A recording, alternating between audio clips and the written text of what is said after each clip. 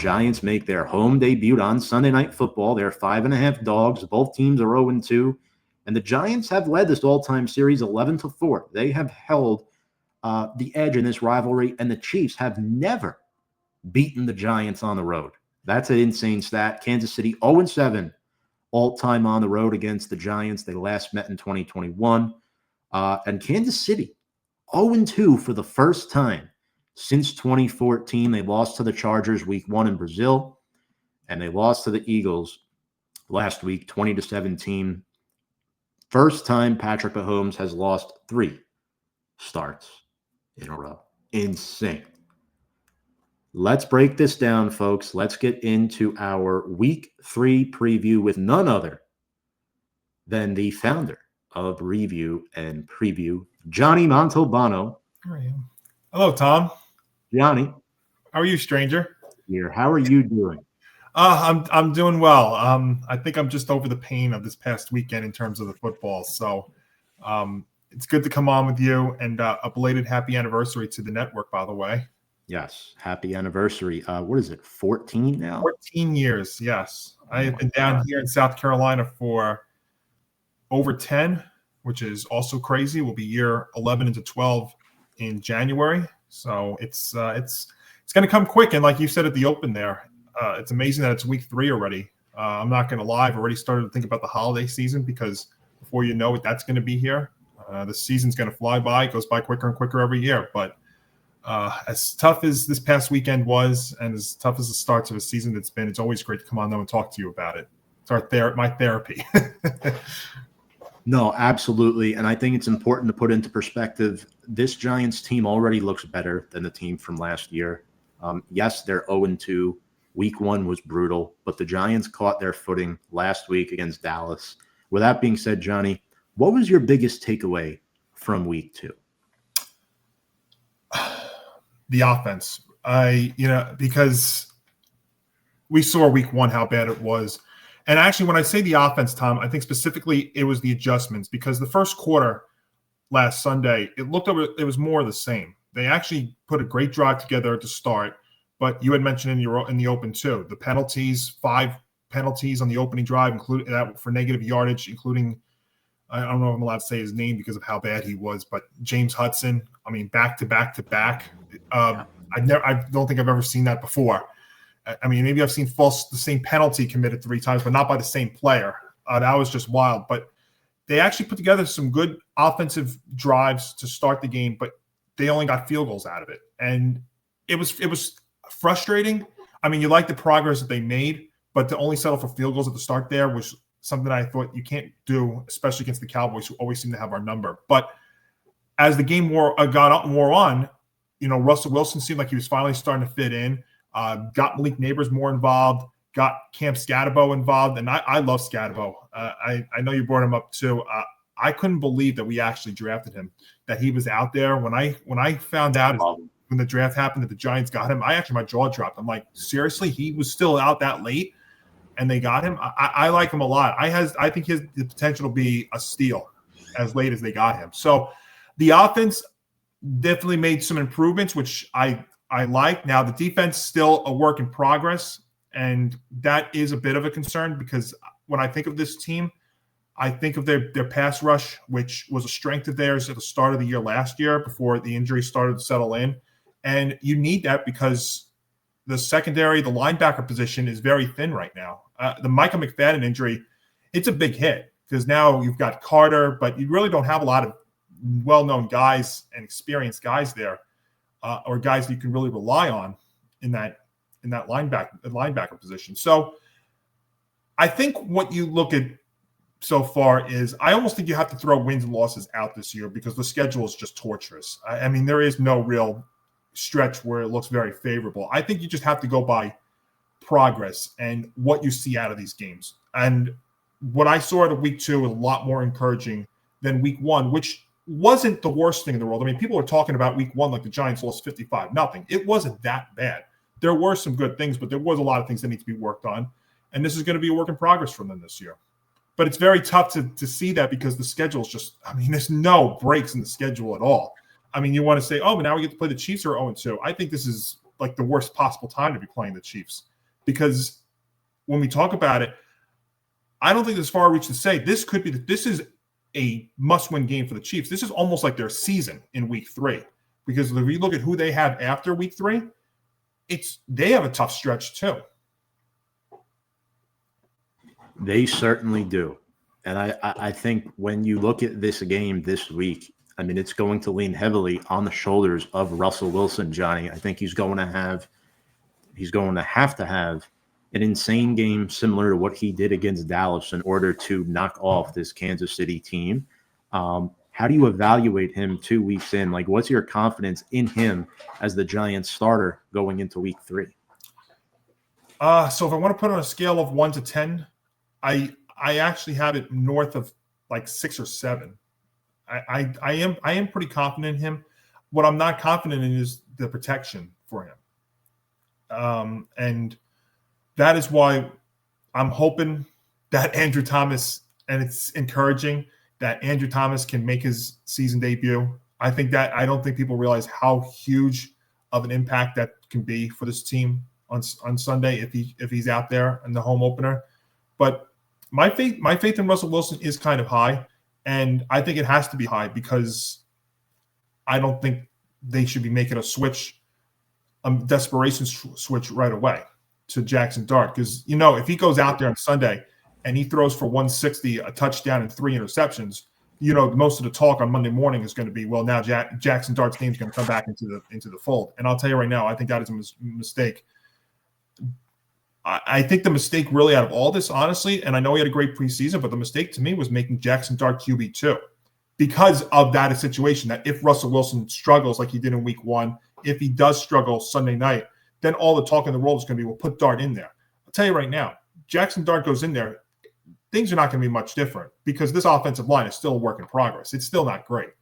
It's got some positives, but you see how it is with Russell scrambling like crazy out there on Sunday. So I think that my confidence in him is high, but I almost have to take it because of the offensive line. You almost have to take that with a grain of salt. Right. And we'll go out of order here with the questions. Speaking of the offensive line, I thought they looked significantly better when Marcus Mbow was in the game at left tackle. You mentioned Andrew Thomas and his availability for Sunday. He's currently listed as questionable with one more practice day to go. How do you evaluate Mbow's performance on Sunday? This was a guy they drafted in the 5th round, and I don't know if you remember, Johnny, on draft day, it felt like they had a choice in the 4th round between Skattebo and Mbow. It didn't seem like they were going to get both of them, and then they wound it up with both of them, which I loved. And this seems like the first hit for – I don't want to get too far ahead of myself, if you know what I mean, but sure. Mbow looked competent out there. He did not look lost at all. Agree, yeah. And that was one of the encouraging things from Sunday. That's why I felt like, as painful as the game was Sunday, there was a lot of great things to take out of it. And look, it's a great thing to have. It's something you need because you're going to be going up against teams that do have some very strong defenses, some very strong pass rushers. So you definitely need that going forward here. I mean, of course, when you think of the Chiefs, one of the first guys you think about is Chris Jones. So, I mean, it definitely does help. And line play, I think, is going to be very, very important when we talk about this game Sunday night. Yeah, and if the line holds up, like you mentioned, it allows Russ time to exploit his moon ball down the field. And we saw that on Sunday against Dallas, whether it was Malik Neighbors or even Wan'Dale Robinson, who, Johnny, I don't know about you, we've always known he has potential and that he's a good player. Did we ever think he was a deep threat like this? Have the Giants finally unlocked the keys to Wan'Dale Robinson? And what do you attribute that to? I'd say health, because in his rookie year, it looked like he was showing that potential, and then he suffers the torn ACL against, I believe it was the Lions at home in his rookie year. So he was definitely showing some signs, and I think now that he's got a year plus post the ACL, I think that helps. I think that this group of receivers, it allows him, because everybody's going to, when you think of the team, the first guy you're thinking about is Neighbors. And so that does leave Wan'Dale out there as a possibility too. And he's kind of underrated because some teams don't think about him as well. And now I know I believe he was actually kind of questionable going into the game last Sunday because they did sign because they were using him in the kick return, and they signed the Jet player Gibson because they thought that Wandell was kind of questionable for a kick return, if I'm correct, right? So, but yeah, I think this group of receivers helps him out. I think that he's healthy is also a great sign too, because he's been kind of banged up in his career early on. So I think health is definitely a big deal. And if everybody's going to think about Neighbors, people are going to forget about Wandell. That's another great point, Johnny. Flipping to the defensive side of the ball, we talked about some young playmakers like Wandale and Mbow and Neighbors. Defensively, the Giants have a lot of young playmakers, yet the results have not been there. And this is not just the first 2 weeks of the season. This is dating back to last year. I mean, if you notice, Carter, Thibodeau, Burns, and Lawrence have not been on the field together all that much thus far in these first 2 games. And it's cost the Giants, in my opinion. Where do you stand with defensive coordinator Shane Bowen? Yeah, that's a great point, because I remember I read something after the game against the Commanders in week 1 that Carter was only out there for about half the snaps. Now, look, I mean, you drafted him as high as you did, and now with McFadden being out, that's going to put a lot of pressure on him, especially with a lot of these inexperienced, unknown linebackers and stuff. And defensively, look, it's been a disappointment. I mean, they're 32nd against the run through the first 2 weeks. So they're the worst team against the run. And when you think about this team, even in the beginning of the year last year, when they were going through their struggles, the defense in the pass rush was something that you can feel very confident about. I mean, they got a lot of sacks. Then, of course, injuries there started to hit. And it just seems like the word that I think we've used a lot defensively is potential. And potentially, I think they have the potential to be great. But at the same time, it just seems to be a disappointment, because the problem you also run into with this team is it just seems like they can never get off the field on third down. And that's a problem, because then it extends your drives. And I don't care how good your defense is. Your defense is out there for long periods of time. It gets exposed. That's what it comes down to. So those long drives on the defensive side of the ball, I mean, it can't happen. And yeah, Bowen's been a disappointment. Everybody wants to talk about Dable and Shane being on the hot seat. This to me is the hot seat here is Bowen. It's not Dable. It's not Shane. It's going to be tough this year, because you're going to look at a lot of people are going to look at the record. I think you have to throw the record out the door this year, because the schedule is just horrendous. I think you just want to see progress, consistency with this team this year with the schedules. But defensively, they've been anything but consistent. And another head scratcher too, he was brought in to be a run stopping specialist. The Giants sort of got away from that in their years with Wink, and they drafted Darius Alexander in the 3rd round out of Toledo, and he hasn't played yet. He's been a healthy scratch each of the first 2 weeks. You want to talk about making an impact, you should put your rookies out there. What do you have to lose? Joe Shane, I know what he's trying to do. You're trying to get the veterans in there, but we know who DJ Davidson is. We know who he is. He's not a guy who's going to be a difference maker, in my personal opinion. I'd rather see Darius Alexander out there, active on game days, and trying to make plays, because defensively, it's pretty bad right now, Johnny. We're already talking about being 3 or 4 linebackers down. You mentioned the absence of Micah McFadden before. Well, as of right now, Swayze Bozeman, who was signed to the practice squad just a couple of weeks ago, is currently slated to start next to Bobby Okereke on Sunday Night Football. How badly do they miss McFadden? I mean, this is getting pretty bad here. It feels like the 05 Giants. Remember the year they couldn't get any middle linebackers? They had like Gryson out there, Kevin Lewis, Chase Blackburn. They couldn't get consistency, and here we are again 20 years later. Yeah, you're exactly right, Tom.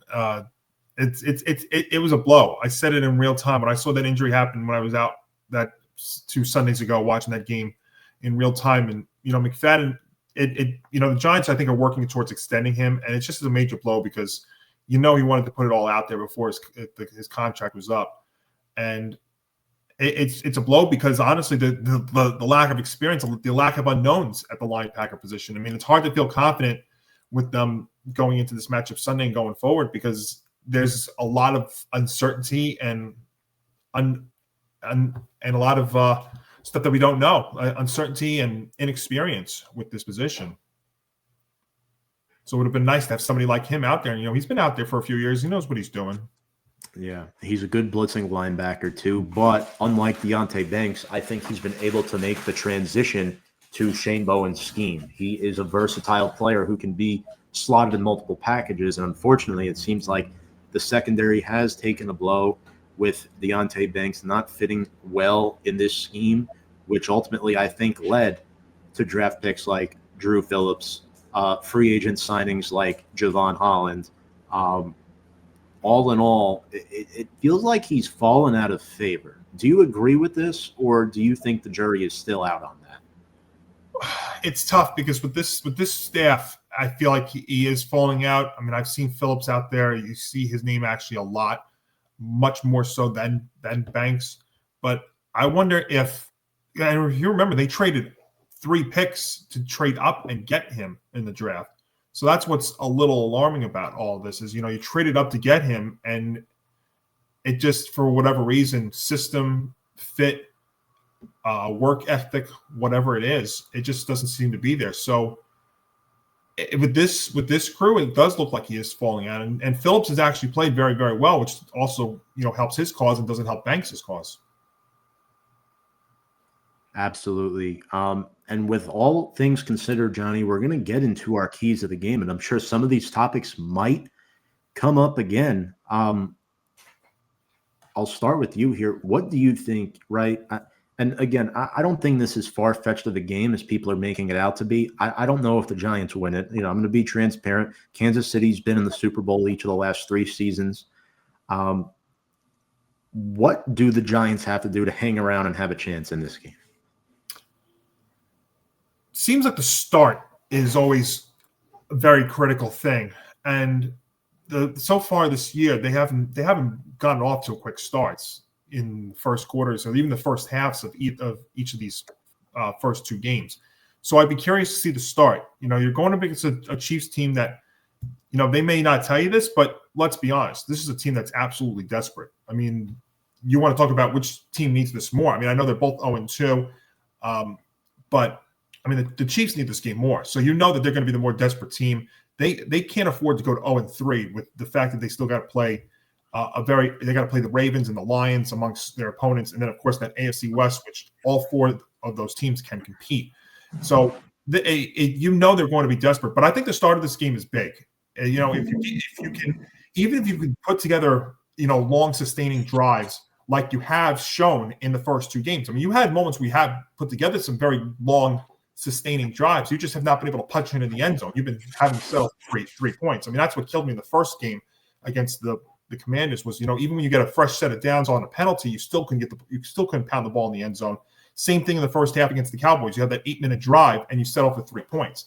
I'd love to see them get off to a great start on the offensive side. And I think that really, it really starts with both lines of scrimmage. I mean, that's you're going to see this on the offensive and the defensive side of the ball.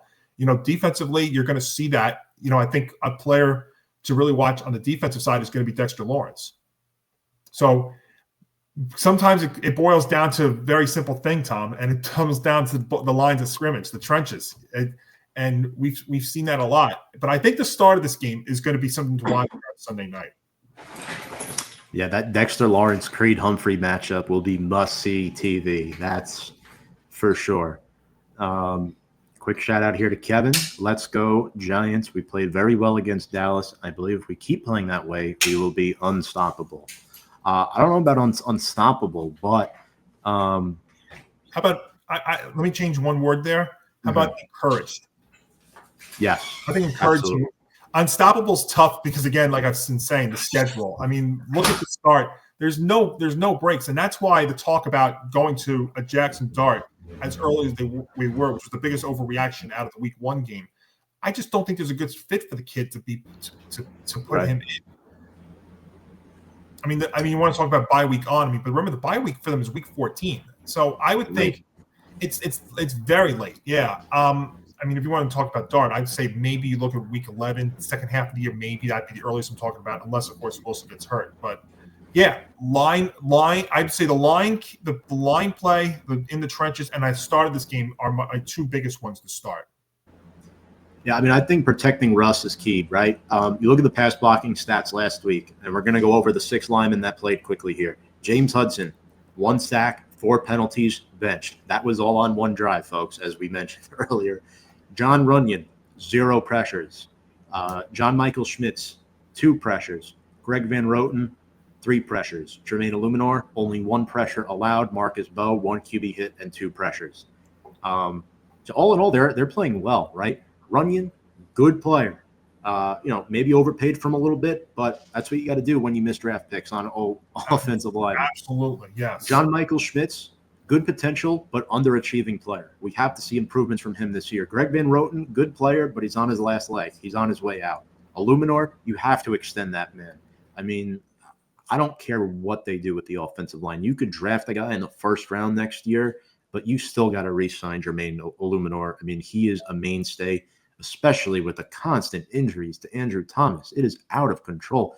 Johnny, I don't think I have ever seen in my years of watching football, and I know we're close in age, I have never seen an offensive line unit on any team fall apart just as much as the Giants unit has. This current Giants unit when Andrew Thomas is out. It's incredible. Night and day. It really is. And if he's out there, I think his presence alone, bolsters this team and gives them a big boost of confidence on Sunday night. Yeah.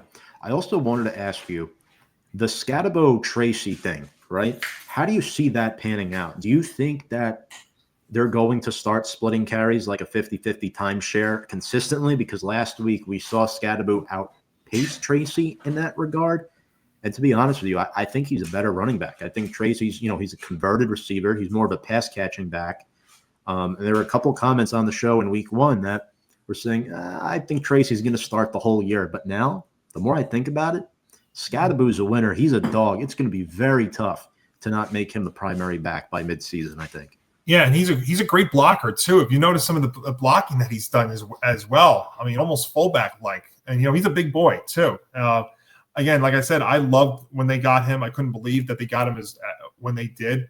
I still think right now Tracy's in the lead, but I think we're looking at something like a 60-40 clip in terms of it. I mean, I almost feel like Skattebo could be that power guy that you need if you need a few yards. But if you want like a potential long one, I think Tracy is still the guy for now. But I like Skattebo a lot. I mean, he was probably my number 2 running back going into this draft, believe it or not, behind Genty. I watched a lot of his games in college, and that's why I couldn't believe when we got him. I was like, wow. It's like my jaw dropped in disbelief that he fell as late as he did, and the Giants got him when he did. I still think Tracy's in the lead, but Skattebo's showing that he can definitely play, and there could be, and it'll be very interesting to see. Maybe this is something we talk about later in the year if they're trying to figure out pieces going forward.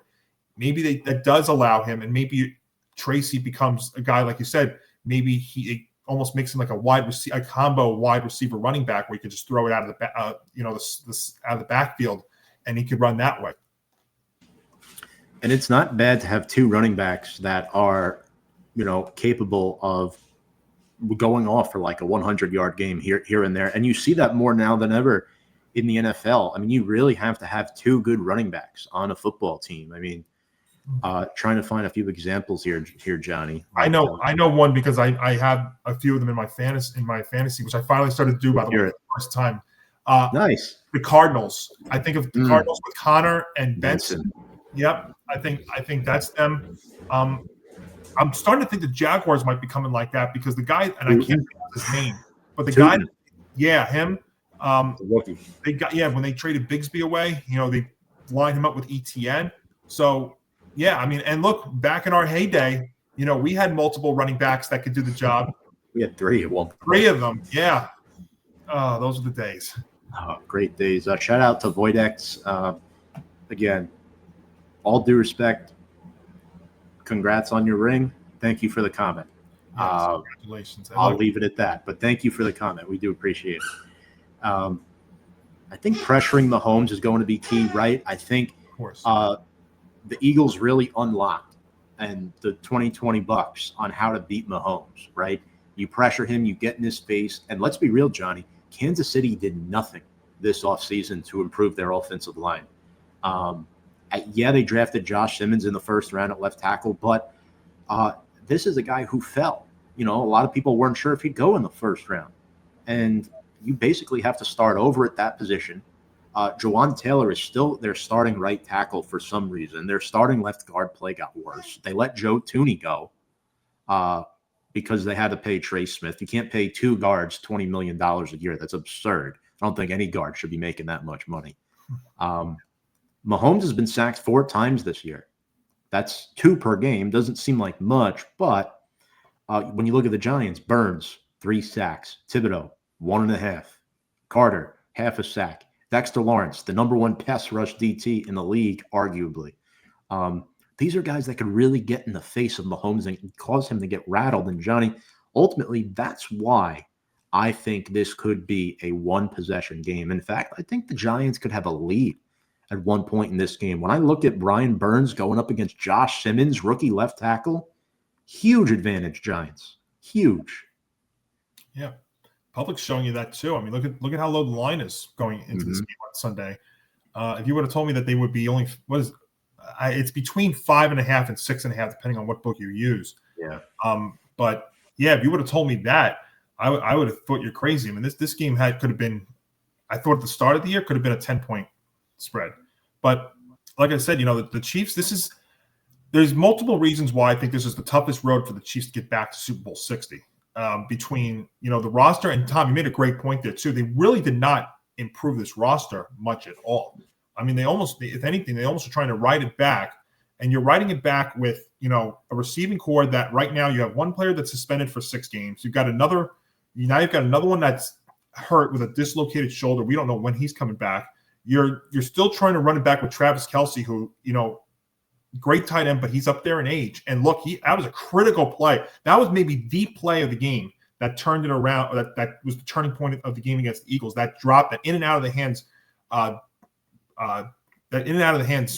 play from him, where he could have gone in, goes in and out of his hands. That the Eagle defender takes it, runs it back, and then they end up scoring 10 to 14 point swing in that game on Sunday. Look, even Patrick Mahomes, as great as he is, even he's prone to the in and out of the hands interception. Boy, have we seen that a ton of times. So we certainly have. Yeah. So, yeah, I mean, it's almost like they're trying to,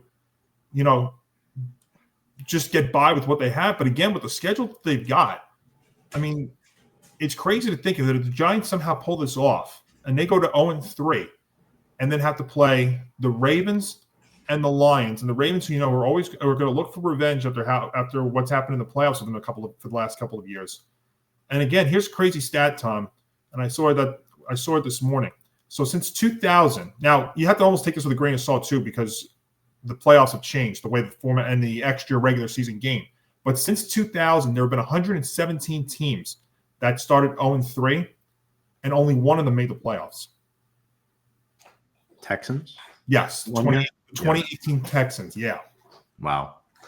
So when you look at so that's the one other thing in this game too to think about is the mentality of the Chiefs playing desperate because they realize 0-3 with that schedule that they still got to play. And I'm not even talking about the divisional games too. And all of those teams have the potential to win a game in any given week, even though there have been some things like from the Broncos side and from the Raiders side that you don't like. They still have the potential to go out there and win your games too. Yeah, they do. Divisional games are not easy. It's tough to go 6-0 in any division. Mm-hmm.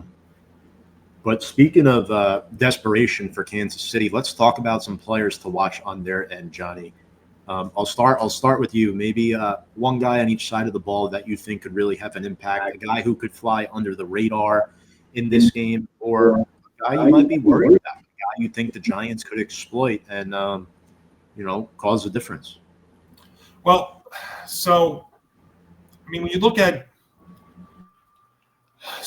the Chiefs, I think because we talked about how the running back position, the run defense has been, I think you've got to hone in on that on the run on their running back. I think that's something to look at here too, because if you can stop the run and then you can get to Mahomes and pressure him, and that's what. And Tom, you made a great point.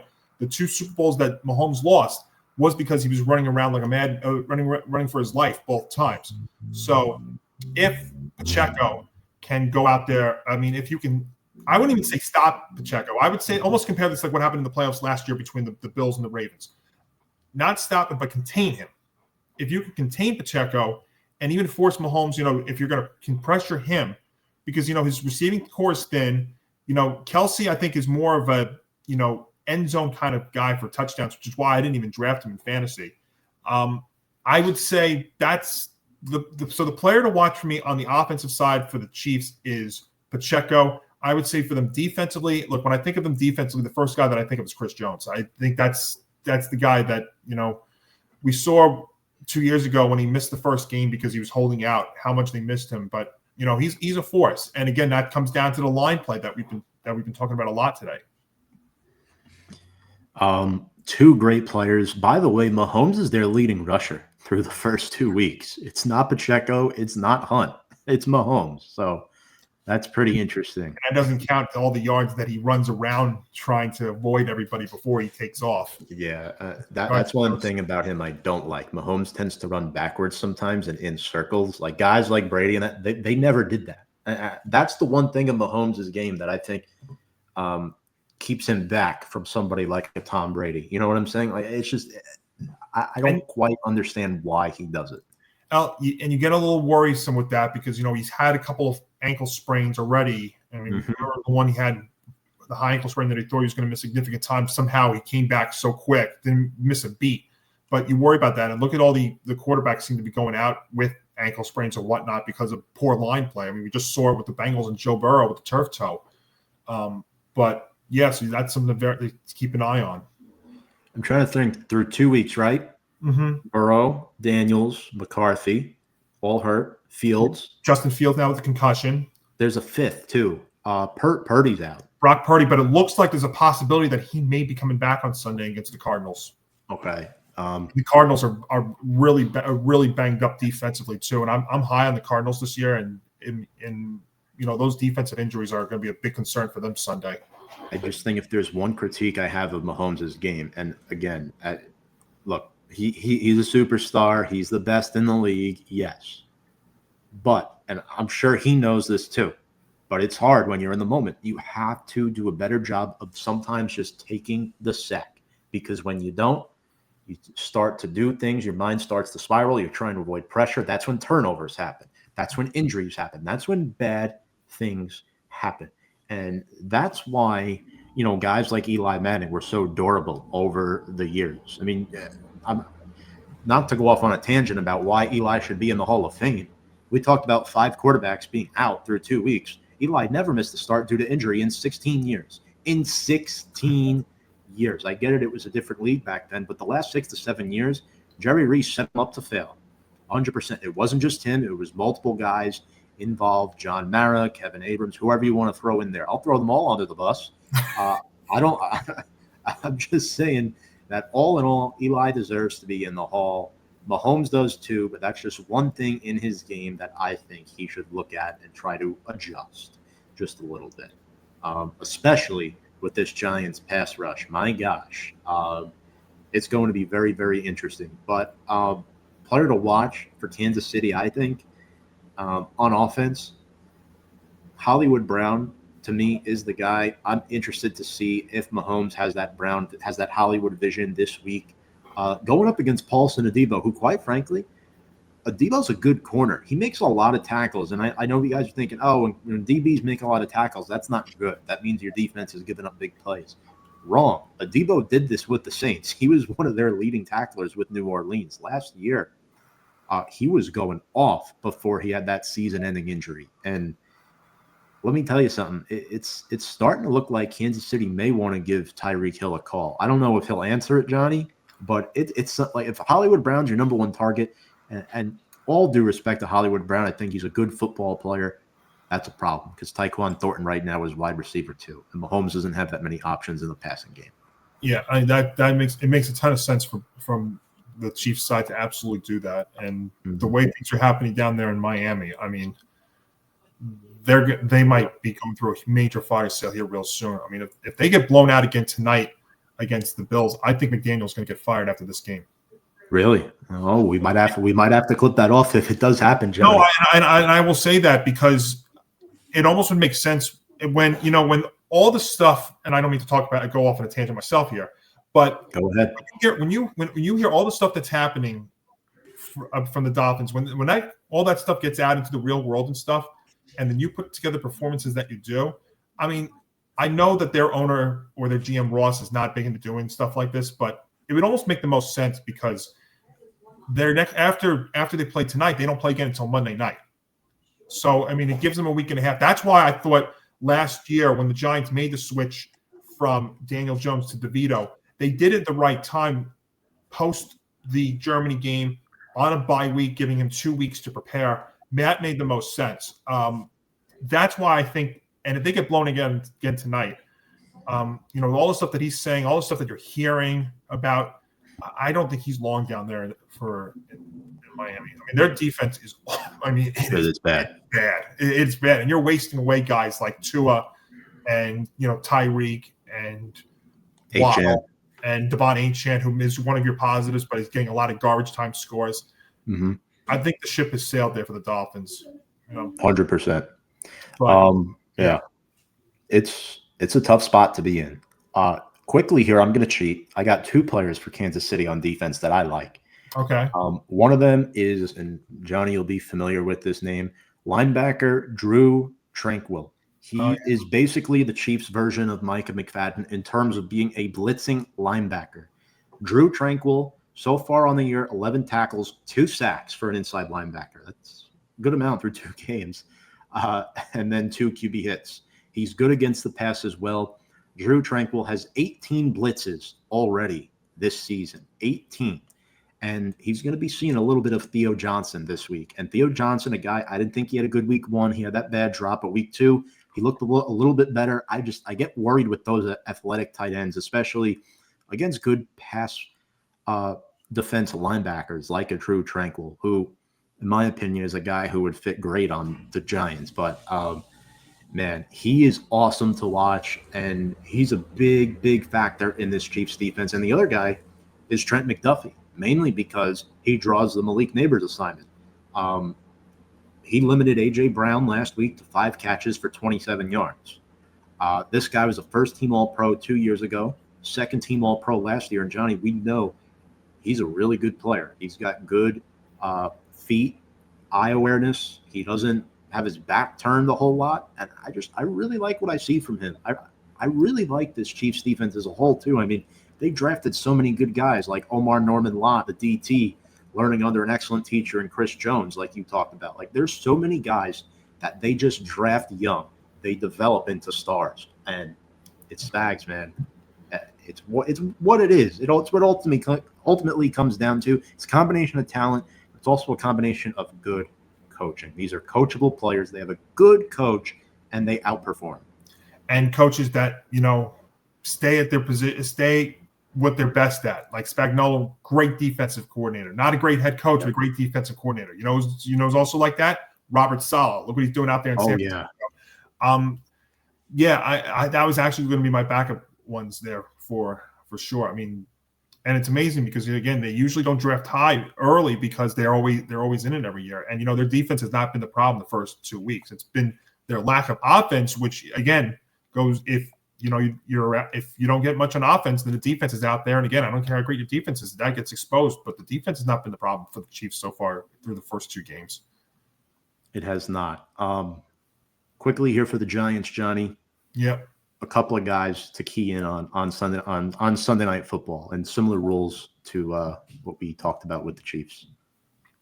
Oh, so one guy on each side of the ball? Because I kind of mentioned him earlier. I'm looking at Skattebo again, and I'm looking at him not because of how much he's going to get used, but I'm looking for him because you've seen him being a blocker as well. And I think that's another guy that you can hone in on if you're looking at a guy like Chris Jones on the defensive side. And maybe we'll see him more because if you saw Tracy was getting some returns, some punt returns and some kick returns, which is another reason why maybe they're going to use Skattebo a little bit more. So I'm looking at him to maybe be as a blocker against Jones, and I'm also looking to see how much he's going to get in terms of the running side. Now, defensively, I'm going to give you 2. I'm going to look at Carter because he's had a pretty modest start, like you said, through the first 2 games, and I'm interested to see how he lines up against, Josh Simmons. Similar. They're similar. They know each other from playing in college, Penn State against Ohio State. So they definitely know each other. So that's a cool thing to watch there too. And I'm interested to see Dexter Lawrence too, and see if he can really take off as well against this offensive line that's very, very suspect for the Chiefs. I love that. Yeah, you took my defensive guy in Abdul Carter, and my reasoning is I think due to the inept depth at the linebacker position, I think Carter will be used a little bit in this inside linebacker role on Sunday next to Bobby Okereke, right? You want to talk about where do you line him up? Do you line him up on the inside of the line, off the edge? He could do it all. He could do it all. And to be honest with you, Johnny, Mahomes is their leading rusher right now. You have to eliminate his legs. And why not just have Abdul Carter spy him and try to contain his legs? Because that could also be a problem in a game where, maybe the deep pass isn't clicking for Kansas City. Maybe the Giants are doing a good job of getting pressure, getting in his face. The last thing you want to do is allow Mahomes to take off for 60, 70 rushing yards, and that's how they win the game, like a 23-20 type of game. You want to avoid that. And I think having Carter as a spy could be very, very positive for the Giants defense this week. Offensively here, I really want to see who starts at left tackle. Will Andrew Thomas come back? Will it be Marcus Mbow? Because one guy we didn't talk about for Kansas City that will likely be matched up against the left tackle is defensive end George Karlaftis. He, outside of Chris Jones, he's their number one pass rusher who can get to the quarterback. He has a sack on the year so far, and he's been a guy who's developed nicely. I think he's really, really tough. He's a good run supporter off the line, and I think the Giants got to find a way to contain him as well. So those are my two. I know I kind of put an asterisk on the offensive guy, depending on it's how do I forget about Karlaftis when they extended him this past off season? That's kind of a little bit of a brain on my part. All good. It's week 3. We're still getting into the groove of things. Once like week 8, week 9 comes, it's like, yep, you're in the grind of the season, and your brain is just so locked. For sure. Quickly, if you could, steal a player from Kansas City, Johnny. Take them off the plane, bring them on a private car to New Jersey, and say, hey, you're on the Giants now. Sorry, we have you. Well, I mean, the obvious one obviously the Mahomes would be the guy, but sure. Let me think of an under the radar kind of guy. Kelsey's up there in age. I always believe in defense first, so the guy I'd start with is Jones. I mean, you can never have too many pass rushers on your defense. So why not add one more? I mean, look, the Eagles are doing that. As painful as that is for me to admit. So let's start there on the defensive. I'll start on the defensive side. I like that. I like that a lot. That was actually possibly going to be my pick because the Giants have not addressed the defensive tackle position well in terms of who starts next to Dexter Lawrence. It's been Raheem Nunez-Roches, it's been Roy Robertson-Harris, Jordan Riley, DJ Davidson. They just can't seem to find a staple guy that they can build a wall with on that defensive line. So Chris Jones is an excellent pick. I'm going to be a little outside the box as well and just pick a hole that we currently have at inside linebacker. I'm taking Drew Tranquill next to Bobby O. I don't know about you, Johnny. I don't feel that confident in guys like Darius Muasau, Swayze Bozeman. I don't know what they bring to the table personally. And I've seen, Muasau's okay on special teams. Is he starting material? No. Bozeman, I don't think so either. I think he's a back end of the roster guy at best. And I'm a little bit concerned for that position. If Bobby O can't stay healthy, we're in big, big trouble. We really don't have any other linebackers besides him right now. True linebackers, I should say. So, yeah, I'm taking Drew Tranquill from Kansas City. Solid choice. Yeah. Quick update here on Andrew Thomas before we get into the game predictions. So I'm hearing he did practice on a limited basis today with the foot injury, but he will not be putting the pads on tomorrow. I don't even think, Johnny, he would get a padded practice this week at this point in full. So it's all going to be light work stuff for him. I think they're really being careful with this Lisfranc injury. I'm going to take a guess and say he does play on Sunday. I'm going to take the optimistic route and say he plays, but I would not be shocked if they just go with Mbow again based off of last week's performance and let Thomas sit another week. Well, I would say this. Do you think maybe that he would be active and maybe plays on a limited snap count? That's possible too. Kind of like the way that Mbow played this past week. Maybe they could almost, I don't want to say like platoon the two, but like by drive, you think? Yeah. It could be a drive-by-drive situation and ease his way back in. Because you don't want to – I don't know if you want to put him fully out there and then we have to go – and then we almost feel like you're taking a step forward and then he takes 2 steps back. Right. Yeah, they did that. I forget if it was last year or the year before with Glowinski and Azudu, but that was for different reasons. Obviously, that was more for performance-based reasons, not for health. But I do think it's important, regardless of who plays at left tackle, just that the O-line works as a cohesive unit. They limit the penalties, and they protect Russell Wilson, because those elements will give the Giants the best chance to stick around and potentially pull off this upset. Not saying they will, but you want to be in the game in the fourth quarter. That's progress, guys.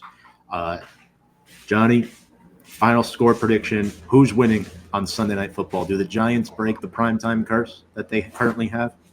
Well, I'll say this. I don't think this is going to be a blowout on either side. I actually think this is going to be relatively close. I think you see the public actually agreeing with that too, because I think the number is like between 5.5 and 6.5. So it's not over the touchdown, which is a big deal. I just think though, boy, it comes down to a game of who you can trust. And a name that you brought up, Tom, is a great point. And I think he's going to play a big role in this game. And that is Steve Spagnuolo on the defensive side. And I think that he is going to develop a game plan here and take away the deep pass, the deep shot that Russell Wilson was actually so good at last Sunday. I think that game also last Sunday against the Cowboys also proved to me that the Cowboys are at best an average team. I mean, that's the other thing I took away from the game too. Look, Cowboys won. They're going to win those kind of games. You know, the Giants will win those kind of games too. I think those are the way they're going to play here. I do think the Giants play well, play competitive. I think they're positive signs, but I just think that I'm going to take the Chiefs. I'm going to take the Chiefs by a touchdown, something like 27-20.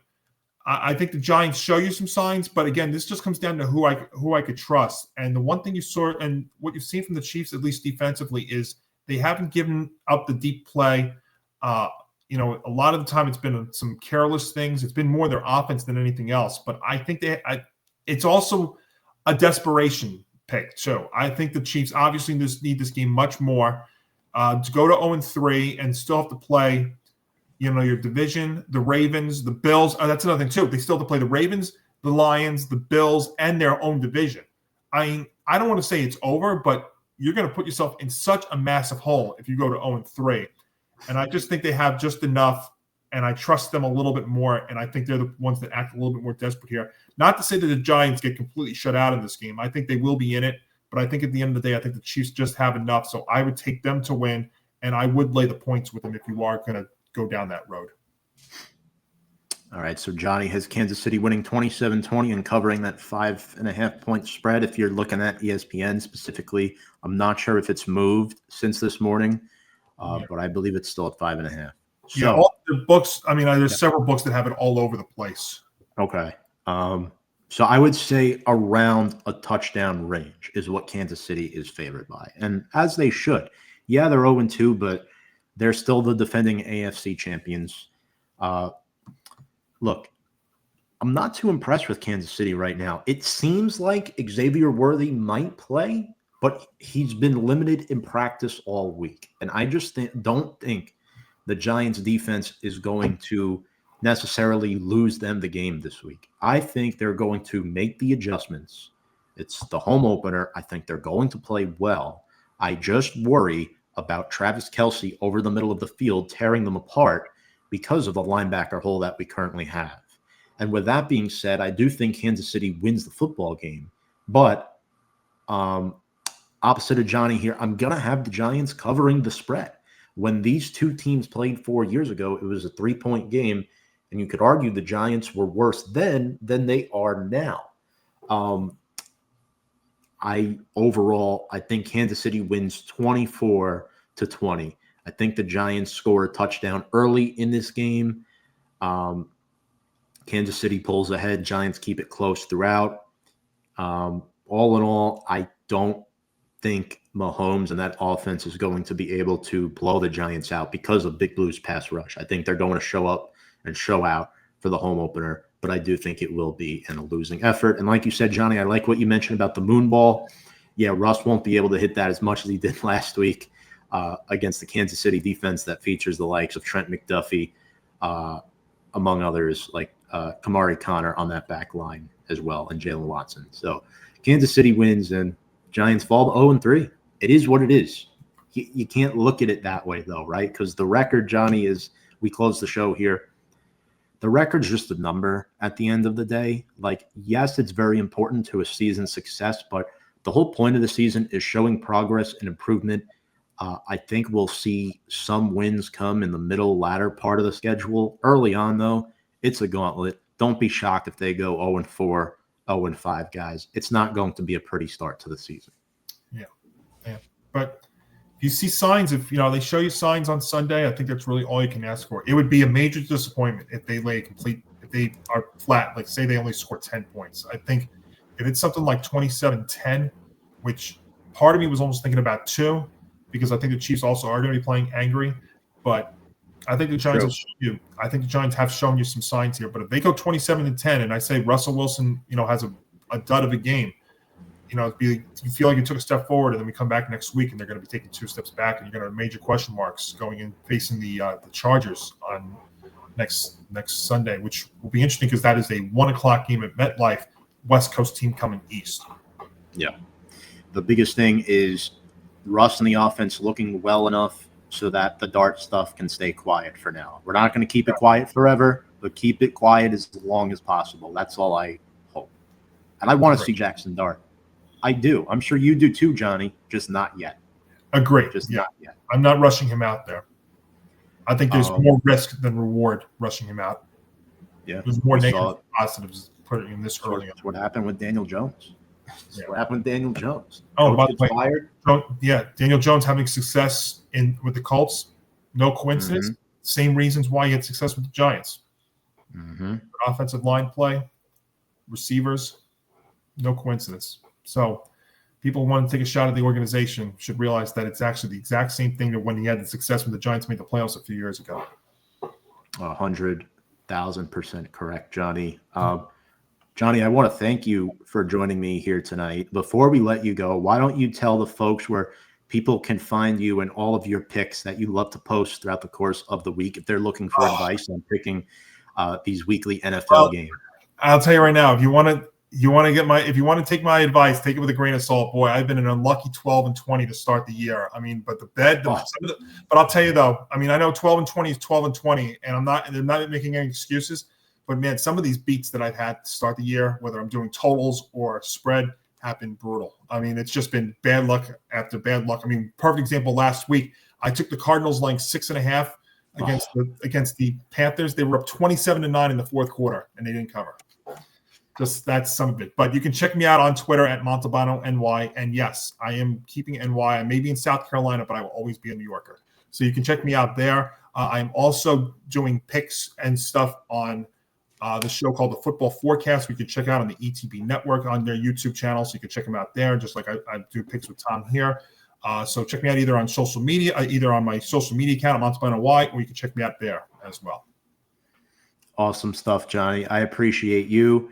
And folks, if you're watching, you want to know where to check us out at Big Blue Avenue, there it is below on all of our social media platforms. On behalf of Johnny Montalbano, I am Tom Skattebo. Hope you all enjoy the Week 3 football games. Without further ado, let's go Big Blue and love one another. Good night. Good night.